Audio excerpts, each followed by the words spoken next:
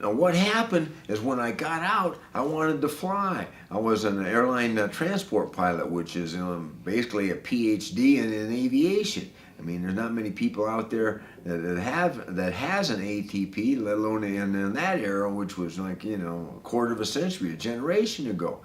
But when somebody gets out of jail, I mean, it's not like you get to pick what you want to do, and the federal government tells you what you can do, and your parole officer and what kind of license you could get. So my parole officer told me I couldn't fly, so I couldn't fly. And then I wanted to sell real estate. They wouldn't let me sell real estate because I was in Nevada and a felon couldn't get a real estate license. So I'm thinking, hey, I don't want to work at McDonald's. And I had an old pot connection that I knew when I was doing the White Crosses. So I went down to Mexico, met up with him. This guy's name was Pepe, and he'd been doing quite well in the last 5 years or so that I was away.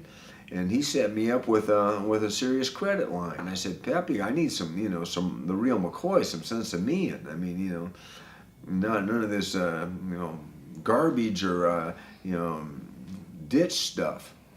It's just loaded with seeds. So he gives me some high quality pot, just say a couple 100 pounds to get going. I bang this out.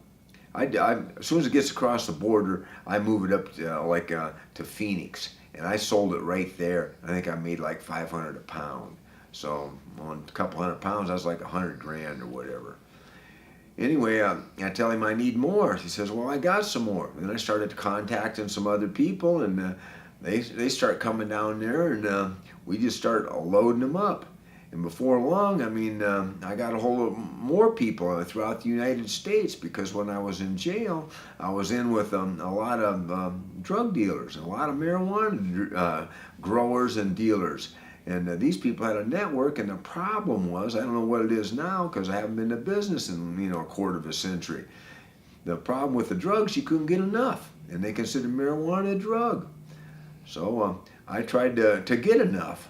But it never was possible. I mean, Pepe couldn't produce enough, and they had fields down in Mexico that they were smuggled out in vegetable trucks, and they were flying like DC-3s and stuff up to the border, dropping it off and moving any way they could up to the tunnel, bringing it across. We were sending out in horse trailers and cars, or about any way we could think of it.